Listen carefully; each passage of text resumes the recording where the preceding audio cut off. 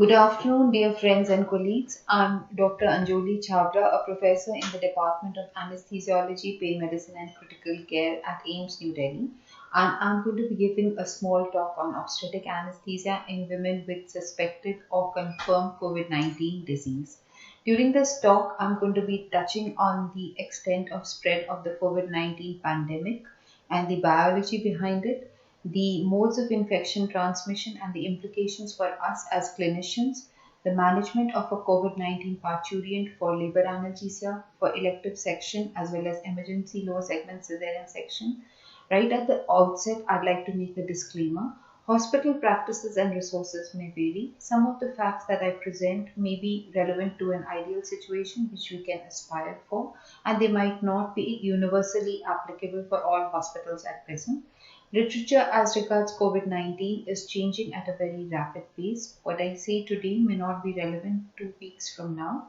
At the end of the presentation, we will have a question answer session where I'll be joined by my two colleagues, Dr. Manpreet Kaur, who is the Nodal Officer for Infection Control Practices in our department as regards COVID-19, and Dr. Mrityunjay Kumar, who helped to set up the OT in the isolated standalone COVID facility that was made in the main AIIMS hospital for laboring patients.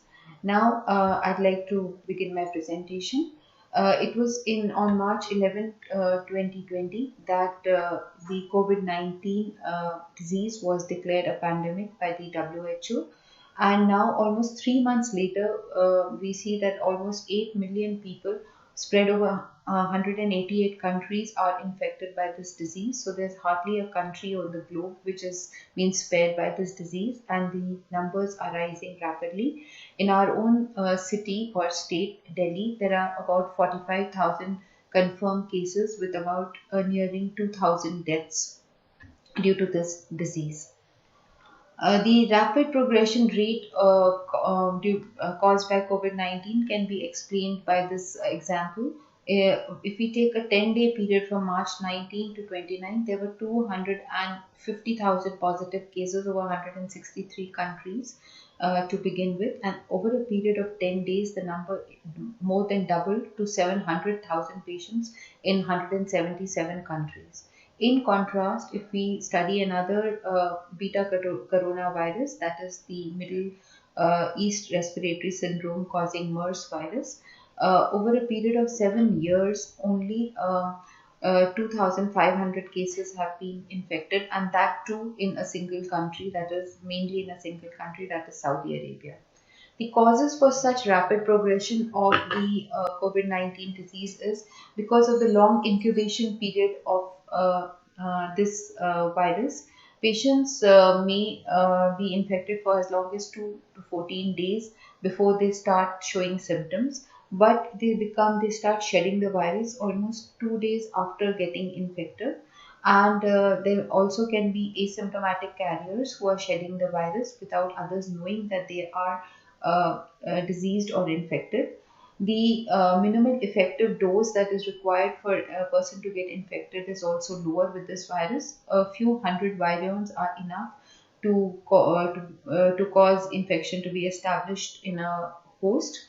This virus also causes an earlier and higher viral load in the upper respiratory tract. So if an infected person coughs or sneezes, there's more chance that they will disseminate the virus into the atmosphere. The virus has 10 to 20 times greater affinity for the ACE2 receptors, than the SARS-CoV-1 virus, which is again another beta coronavirus that caused an epidemic in 2003.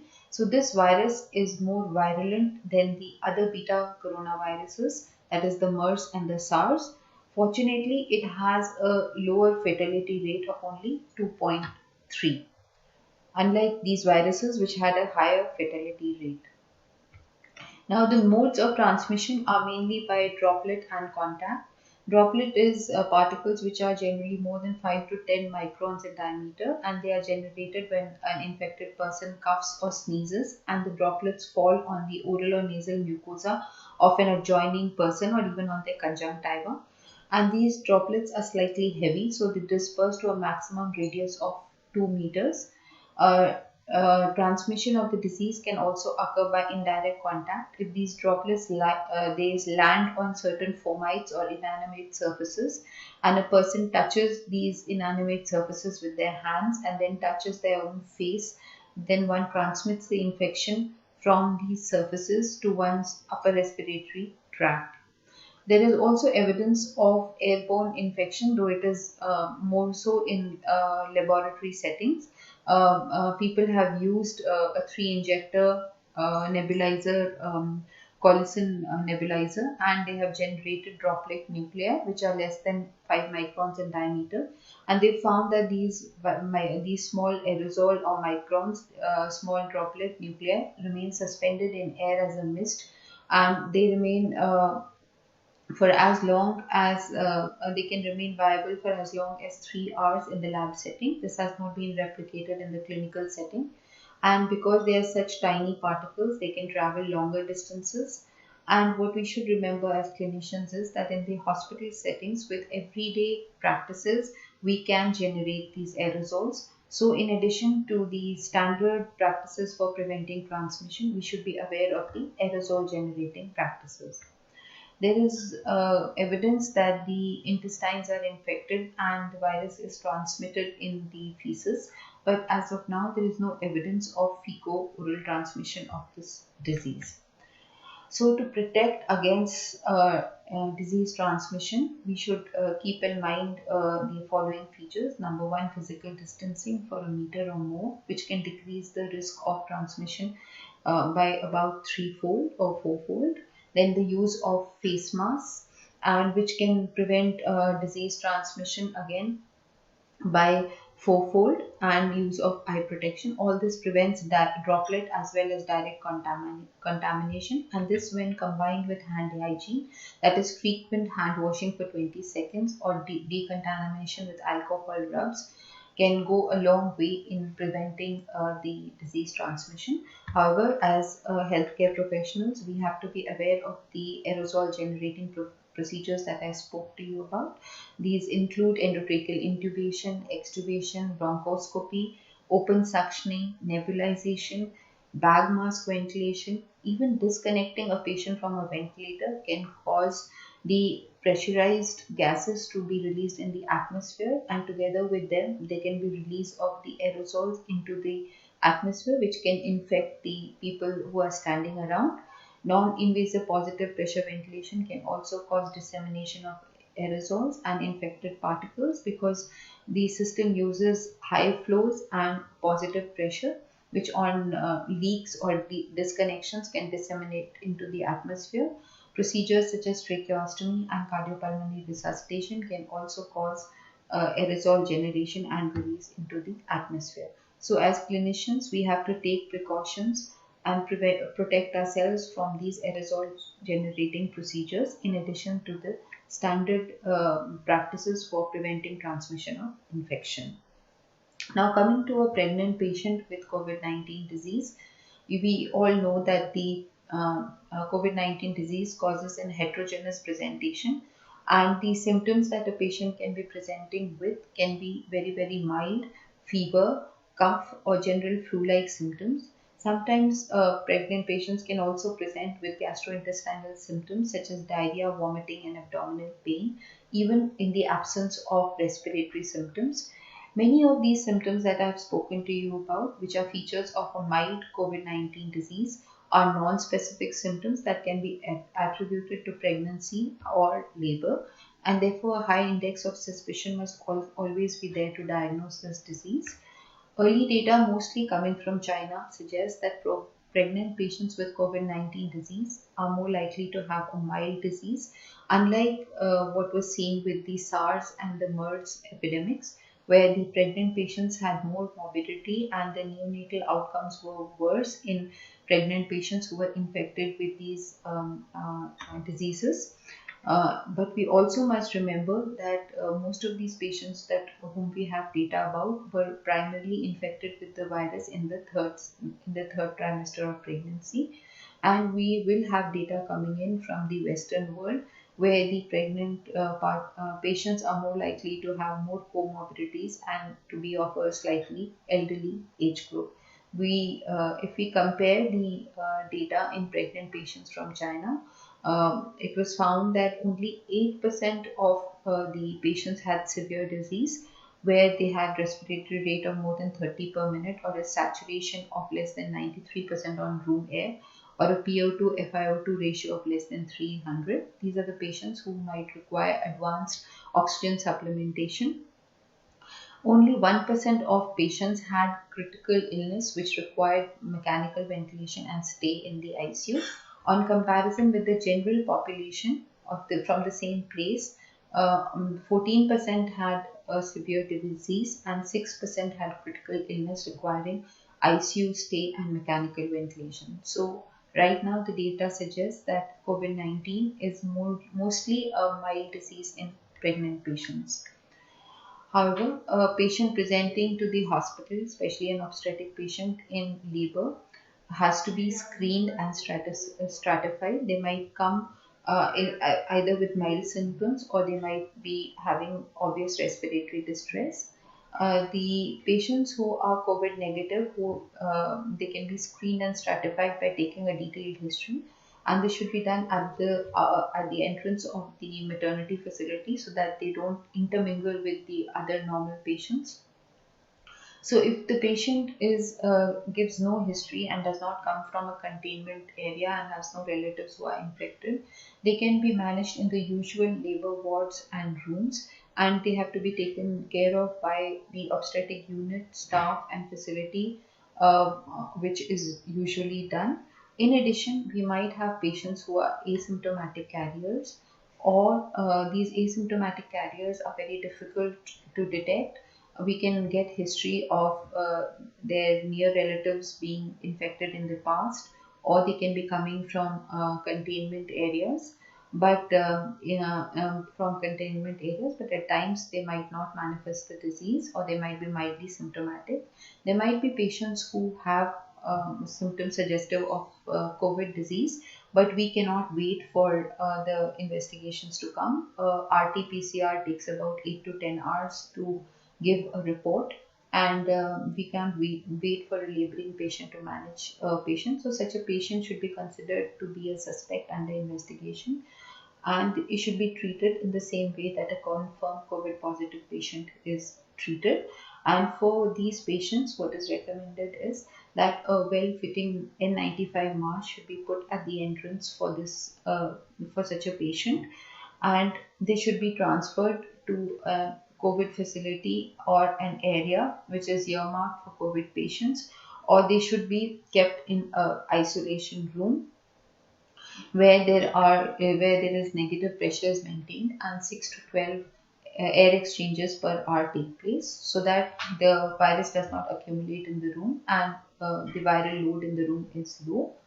A number of societies have recommended that instead of putting a well-fitting N95 mask for the patient, a normal surgical mask should be put for a patient. But a N95 mask prevents 70% virus transmission even when put on an infected person, as compared to 40 to 50% virus transmission prevention, which is done by a surgical mask. And so I think an N95 is safer when we know that the patient is infected. Of course, if we don't have N95 masks enough to put for patients, then we can use a surgical mask, ideally a fluid resistant 3-ply mask. In addition, an N95 mask, by ensuring a good fit, prevents any lateral spread of air from the sides of the mask, and that also prevents droplet dissemination. Now, once the patient has been kept in an isolated room, the further treatment can be decided by a multidisciplinary team consisting of obstetricians, neonatologists, and anesthesiologists, and the plan should be made based on the maternal and fetal condition. If the patient is in early labor analgesia can be done, or depending on the indications, an elective or an emergency cesarean section can be done to deliver the baby. Epidural analgesia or labor analgesia early in labor is encouraged. It has twofold advantage. Number one, aerosol generation is decreased, because if the patient cries out in pain, she's more likely to generate aerosols. And secondly, the need for general anesthesia is minimized if the patient has to be converted for a cesarean section. The same epidural catheter that has been used for labor analgesia drug can be administered and converted for providing anesthesia. And the failure rate is less than 5%, and time needed for conversion is 3 to 5 minutes if we use 10 to 15 ml of 2% lignocaine to convert it from analgesia to anesthesia. So if the obstetric colleagues tell us well in advance, by the time the patient is shifted into the OT for a cesarean section, the epidural anesthesia can be activated without the need for giving general anesthesia. Unmedicated natural labor is to be avoided at all costs, because like I said, it can cause aerosol generation during forceful exhalation and pain. By a number of societies, epidural labor analgesia, performing epidural for labor analgesia is considered to be a non-aerosol generating procedure, but it varies from patient to patient. Some patients might shriek out in pain, so it is better that it is performed in an isolated room, preferably in a negative pressure room. And I'll be talking about the personal protective equipment that the anesthetist should be wearing and the other team members should be wearing. And it is advisable that a baseline platelet count is done before doing a neuroaxial blocks, because there are reports of thrombocytopenia with the COVID-19 disease. Vertical transmission, there is very little evidence. There is minimal to non-existent evidence of vertical transmission. So a vaginal delivery can be done normally. Now, coming to the personal protective equipment, like I said earlier, neuroaxial anesthesia is considered to be a non-aerosol generating procedure, but we would still recommend that this person wears a well-fitted N95 mask. In case they are not available, then fluid-resistant surgical mask can be used. In addition, a surgical cap or hat that we usually wear in the OT can protect the hair. Goggles and eye shield should be worn, like I had shown you in the infographic earlier, and this should be accompanied by a fluid resistant gown or a coverall together with shoe cover and at least 2 pair of gloves. The outer gloves should be sterile. So these are the recommendations, but a recent paper which was published in the British Journal of Anaesthesia found that 1 out of 37 or 2.7% anesthetists with level 3 PPE develop PCR confirmed COVID-19 disease versus 57% of anesthetists who had level 1 PPE. Level 1 PPE is the PPE that we usually wear, or the mask, gown or gloves that we usually wear in our OTs. And this was done when patients were being given spinal and patients had mild COVID-19 disease. So the use of level 3 PPE, that is the hood, helmet and the water resistant coverall, does prevent transmission of infection, and there is a relative risk reduction of 95% with the use of level 3 PPE even when spinal anesthesia is performed. Now, labor analgesia should be done by anesthetists who are very experienced in the procedure, and one should limit the number of in-person encounters in the pre-procedure time. If possible, a video PAC can be done, or the antenatal chart can be scrutinized, or one can do a pre-anesthetic checkup at the time that one meets the patient. When one is donned and gone in to do the procedure. Donning should be done outside in a very systematic manner. The number of personnel that enter the suite or the area where the labor analgesia is to be performed should be limited, as should be the equipment. It is recommended that even the drugs can be prepared outside together with the needles, and they can be carried in a sterile packet inside into the area where the labor epidural is to be performed. We would require all standard monitoring, heart rate, ECG, SpO2 monitoring and non-invasive blood pressure. In addition, the Royal College of Anaesthetists also recommends that continuous electronic fetal monitoring, that is cardiotopography, should be done, because there are reports of at least 8 cases of fetal compromise amongst a series of 18 patients who received labor analgesia.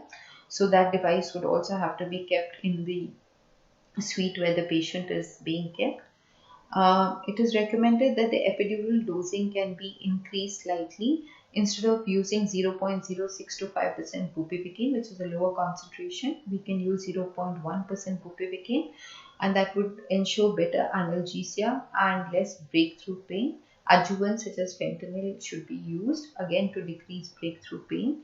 If we are using program pumps, we can increase the bolus volume from 5 to 8 to 10 ml, and we can also decrease the bolus interval. Again, these are methods to prevent breakthrough pain and avoid need for frequent visits to the COVID-19 patient. And after we have ensured that the patient is well settled and hemodynamically stable, pain relief is adequate, then one should doff carefully under supervision in a designated area.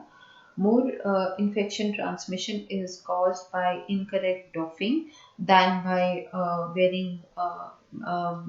failure to wear PPE. And it is recommended that doffing should always be done with the buddy system, with someone supervising you and telling you what to do next, so that you don't infect your own self. Instead of visiting the patient frequently, we can view the patient or check on the patient by a video call. But always we should remember that some healthcare workers should be present with the laboring patient, and they cannot be left all alone with a labor analgesia. As far as elective lower segment cesarean section goes, the threshold for performing LSCS should be lower than usual to minimize disease transmission. I've put in asterisks over there because I'll be presenting some literature. But as of now, there is a lower threshold for performing a lower segment cesarean section. Though COVID-19 itself is itself not an indication for taking up patients for cesarean section. The anesthesia of choice for a cesarean section would be a neuroaxial technique, preferably a subarachnoid block, or as it's popularly known, a single shot spinal. Though a combined spinal epidural can also be used depending on the condition of the mother. And the neuroaxial technique is indicated unless the patient has any coagulation abnormalities, infection at the site of block, or there is patient refusal. There are concerns of thrombocytopenia because there have been reports of thrombocytopenia reported with COVID-19 infection. But like I said, most pregnant patients with the COVID-19 disease had mild disease, and their platelet counts were around 1 lakh per cubic millimeter. Lower counts may be seen in patients with more severe disease. So it is safe to do a platelet count on admission. We don't need to repeat the counts over and over again.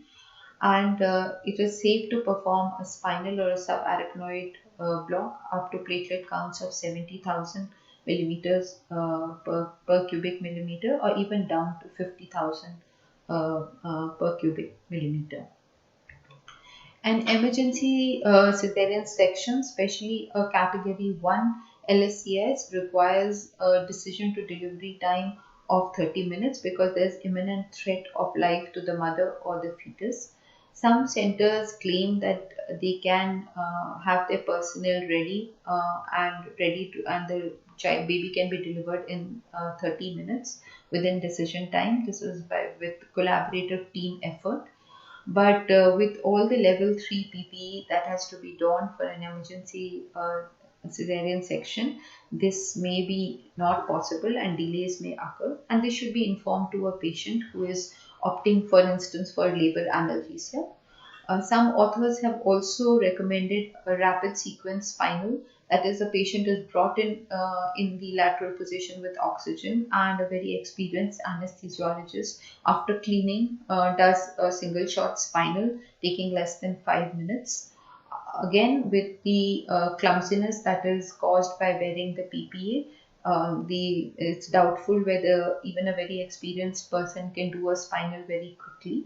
So the anesthesia of choice for an emergency LSCS would be general anesthesia. Emergency LSCS may also be indicated for a severely ill COVID patient where we want to relieve the respiratory symptoms by delivering the baby, as well as prevent hypoxia in the fetus. All cesarean sections in COVID positive patients should be done in dedicated negative pressure OTs where there can be 12 to 25 air changes per hour, again to prevent transmission or collection of the virus in the OT. And one should use disposable equipment as far as possible. Level 3 PPE should be worn by all team members who are present in the OT, and minimum number of personnel should be present in the OT. There should be a runner available outside to call for help in case needed. Somebody can be called or any equipment is needed. We can add on team members, but there should not be a big crowd in the OT. And to prevent any infection transmission to the anesthesia machine, HME filter, which can high quality heat and moisture exchanging filter, should be used, and it should be placed between the face mask and breathing circuit. And this filter should be able to remove at least 99.97% of more than 0.3 micron particles, equal to or more than 0.3 micron particles.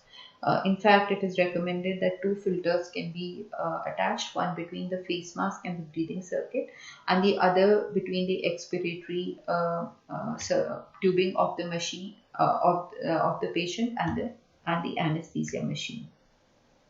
Now, general anesthesia is definitely an aerosol generating procedure. So, as I've already said, level 3 PPE should be worn by the personnel. And in order to minimize the generation of aerosols, if time permits, we can pre-oxygenate the patient for 5 minutes using tidal volume breathing with 100% oxygen, and we can minimize flows.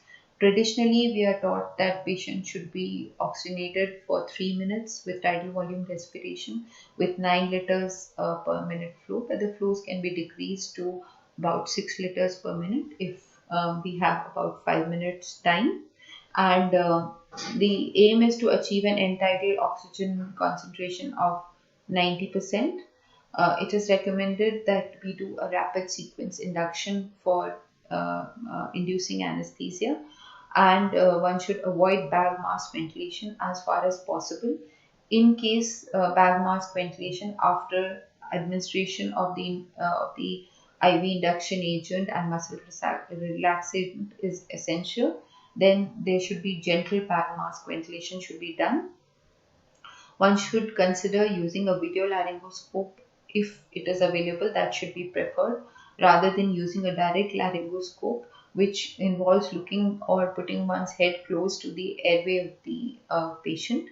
And the airway should be secured using a cupped endotracheal tube, and the cuff should be inflated and as early as possible. A second generation supraglottic airway device such as a ProSeal element can be used in case of unanticipated difficult intubation, but care should be taken to minimize leak around the cuff so that there is minimal aerosol generation.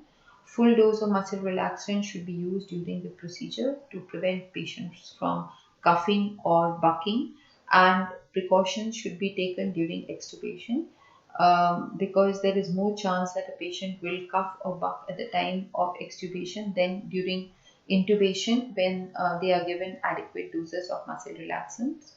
In order to prevent aerosol dissemination in the atmosphere, a number of anesthesiologists have recommended that clear, transparent polythene sheets can be used to cover the patient. But care should be taken that these sheets, the exposed surface of these sheets is rolled carefully at the end of the procedure, and they are discarded in a very methodical fashion and not left lying around. Otherwise, they will cause greater disease transmission. Now coming to the topic whether there should be vaginal deliveries versus cesarean sections for COVID-19 patients. 98% of the deliveries conducted in China were by a cesarean section, However, a recent paper which was published in JAMA on June 8, 2020, it found that there was association between the mode of delivery among pregnant women with COVID-19 disease and the maternal and neonatal outcomes in Spain. They found that most of patients who had mild symptoms and vaginal birth had excellent outcomes, whereas women undergoing cesarean section, 13.5% patients developed maternal adverse maternal outcomes, and 21% had clinical deterioration in the postoperative period, as compared to only patients in the vaginal birth arm. And this study included about 82 patients. This study does seem to suggest that cesarean section may be an independent risk factor for clinical deterioration in the mother, as well as for NICU admission in the neonate. However, the study had several limitations, one of which was the wide confidence interval, which tends to indicate that the sample size is small, and we like to have more data from more studies before this can be categorically decided that vaginal delivery is safer than cesarean sections for patients having deliveries. And the authors also claim that they had lack of information about the neonates. So we have to take the information about NICU admission with a pinch of salt. So, to conclude, I'd like to say that COVID-19 disease has made us change our routine clinical practices, and we must adapt and accept the new normal, because that is going to persist for some time. Thank you very much. I'd like to acknowledge the contribution of the Department of Obstetrics and Gynecology. They make a very good team, and we work very well with them. I'd also like to thank the SET facility for making this presentation possible.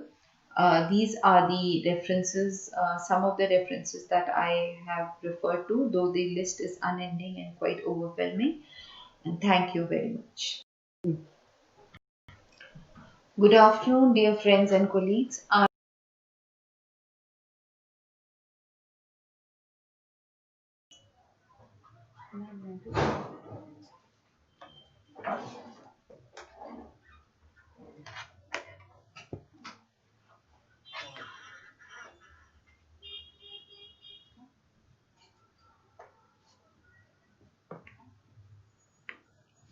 Good afternoon to all the viewers.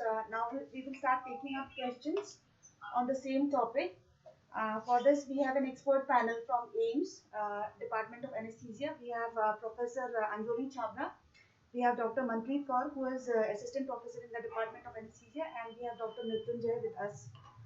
So the first question is for Anjoli ma'am. What are the general precautions to be taken during general anesthesia administration in a COVID-infected patient?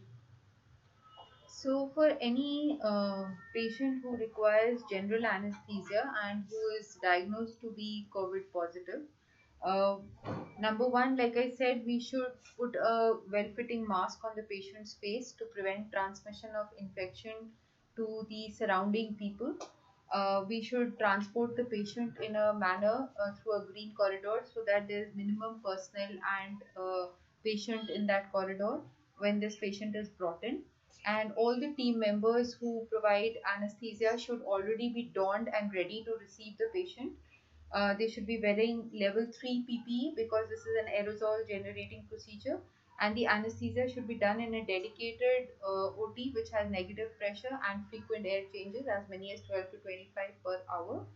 Now, once the patient has been received, what is important is patient should be reassured and told the procedure. Verbal consent can be taken. There's no need to carry masks and pens inside, paper and pens inside. And after the procedure has been explained to the patient, an IV line will have to be secured. In order to protect the personnel, minimum number of people should be inside the OT, and an IV, after an IV line is in, we should also have an HME filter. I've already said these points in my talk. HME filter should be inserted, and we should take all precautions to prevent aerosols being generated. I missed saying that a closed suction should be done, though I said that an open suction can cause aerosol generation. And anytime we need to disconnect the circuit, we should clamp the tube on the patient end and then disconnect the circuit, so there is minimum aerosol generation. In addition, we should also take care that we at the end of the procedure, we can give drugs such as dexmedetomidine to prevent patients from cupping and bucking, and good muscle relaxation should be maintained intraop. Thank you, ma'am. Thank you very much. My next question is for Dr. Manpreet. How do you categorize high risk and low risk contact for healthcare workers? So here in AIIMS, we categorize healthcare workers as high risk and low risk contacts. So the high risk healthcare workers are categorized basically based on four points. The first being any healthcare worker who is involved with aerosol generating procedure without any of the personal protective equipment which is missing, which can be N95 mask, a face shield or goggles, impervious gown and gloves. Second point is any household contact of a patient who has come, personnel has come positive. Third is if there is a direct contact with the respiratory secretions of a positive patient, whether it be nose, mouth, or eye, then that's a high risk contact. Third, if the healthcare worker is in close proximity of about 1 meter within 48 hours of that, anyone who has come to be positive for more than 15 minutes, then it's considered to be high risk contact. The rest all are considered to be low risk contacts. So what we follow here is that any high risk contact, if is asymptomatic, then he is tested on 7th day, and then if he comes to be negative, then he can resume his duty. While in case he comes to be positive, then he has to continue his quarantine for 10 more days till or to see whether there is any appearance of the symptoms. Whereas in case there is a low risk contact, then he can continue with his duties with all the precautions like hand hygiene, maintaining distance, social distancing. That's what we follow here. Thank you, ma'am. Next question is for Dr. Mrityunjay. This question says, is there any special precautions to be taken for management of postpartum hemorrhage in a COVID-19 infected patient? The management of the PPH remains the same with one exception. Like actually, we can give we give oxytocin and carbetocin in the recommended dose in the bolus, followed by the infusion dose as it is usually recommended in the any patient who has gone for labor or delivery or cesarean section. And there is one exception in that we have to be we have to be very careful with the carboplast, and we have to avoid carboplast as much as possible for two reasons. First reason is like this patient will already be hypoxic, and if they develop bronchospasm, so that may complicate the situation. Second reason is like suppose they develop bronchospasm and we have to start treating the bronchospasm. We might have to give nebulization to the patient, and that is another aerosol generating procedure that will put other around the patient to the exaggerated risk. So it's better to avoid carboplast. And second line, we can use methyl ergometrin. That drug can be used. Okay. Thank you, Dr. Mrityunjay. Next question is for Manpreet, ma'am. As many asymptomatic patients are coming these days, so should we advise COVID-19 testing for all patients who are needing admission? Well, actually, it should be, but the POXI guidelines, that is Federation of Obstetric Gynae Society of India, that recommends that any asymptomatic patient, if is likely to be delivered within 5 days, then should undergo the COVID testing. And otherwise, per se, for the safety purpose, well, they should undergo.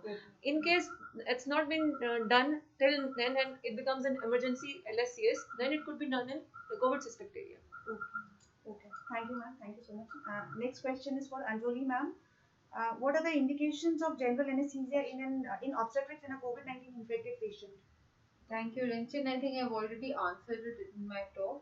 Emergency LSCS would be required for a category 1 indication when there's imminent threat of life to the mother or the fetus.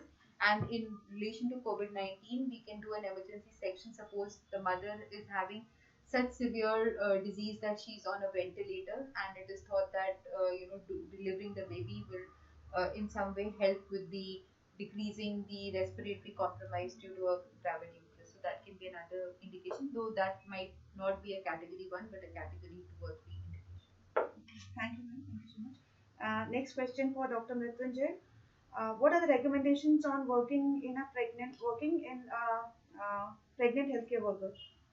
So healthcare workers who are pregnant, there's a SUOG guideline on that, and what they have talked about is like if the healthcare workers who is pregnant is in less than 28 weeks of gestation and is not having any comorbid illness like any cardiac or respiratory illness or diabetes or hypertension, if not on immunosuppression or any reason, she can start working with taking all the due precautions which healthcare workers has to take, like wearing the mask, avoiding close contact, hand washing, and cough etiquettes and other things that has to be practiced.